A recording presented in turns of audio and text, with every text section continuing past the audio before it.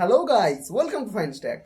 Today in this video I'm going to show you how to fix unknown file system error while installing Linux.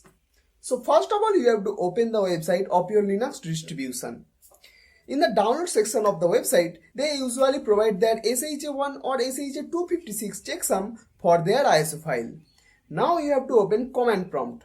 There you have to write cert util space hyphen hash file space drag and drop your ISO file space the checksum you want depending on what checksum is available on the website. Now press enter. It will take some time and eventually it will give a string. Now match the string with the website. If it matches, then it's all good. But if it doesn't, then you have to re-download the file. Now come to the second part. You have to use Rufus or any other bootable USB making software to make a bootable USB. Now in the third step, you just have to install your Linux from the USB. Thanks for watching this video till the end. If you like this video, click on the like button. If you have any question, don't hesitate to comment below. And subscribe our channel and press the bell icon to get notified whenever I upload a new video.